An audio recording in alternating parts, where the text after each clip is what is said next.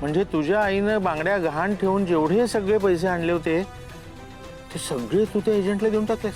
मला सांग, तू त्या माणसाच्या संपर्कात आलीस कशी? म्हणजे तू कशी ओळखतेस त्याला? विकी नाव आहे त्याचा. कास्टिंग एजंट म्हणून काम करायचा ग्रुपमध्ये. आणि तू पैसे दिल्यापासून तो तुझ्या संपर्कात नाहीये?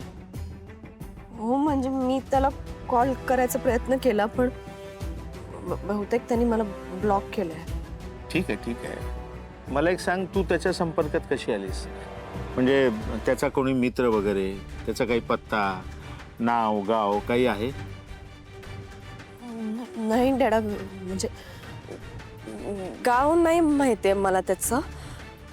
तो इथे मुंबईतच राहतो आमच्या कॉमन फ्रेंड्स सोबत. आणि त्याच दिवशी त्यांनी ते रूम पण त्यांनी सोडली, त्यामुळे मला काही जास्त माहित नाही त्याच्याबद्दल.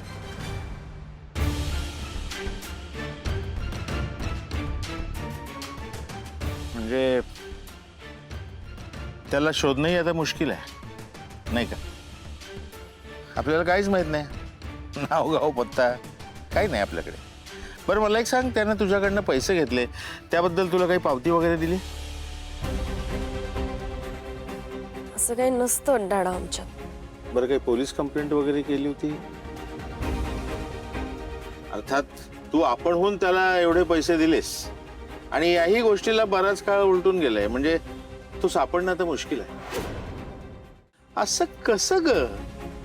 ज्या माणसाबद्दल आपल्याला काहीच माहिती नाही, त्याचं नाव गाव आता पत्ता काही माहिती नाही, अशा अनोळखी माणसाच्या हातात तुम्ही एवढे पैसे ठेवता? कसं ग? तसं नाही बाबा, म्हणजे तो शुअर होता की मला टायगर श्रॉफ सोबत मूवी करायला मिळणार आहे आणि म्हणून मला वाटलं की तो खरं सांगतोय. Sorry dad. तो माणूस कोण आहे माहित नाही, त्याच्या विरुद्ध तुझ्याकडे कसलाही पुरावा नाही. शिवाय तुझ्या आईनं गहाण ठेवलेल्या बांगड्या सोडून आणण्यासाठी राजवाड्यांनाच पैसे द्यावे लागले, म्हणजे त्यांचं नुकसान झालं. म्हणजे आता मला राजवाड्यांचे पैसे भरावेच लागणार, दुसरा काही पर्यायच उरला नाही. ठीक आहे, असो. जा बाळा जा, मी आहे ना, जा. नाही डॅडा, मी नाही जात. मी तुमच्यासोबत येते खरे. अगं मी सांगितलं ना तुला मी आहे म्हणून. जा, बिंदास जा.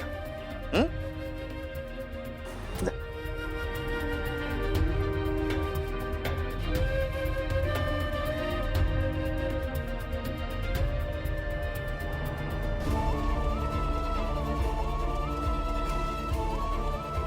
अरे सॉरी.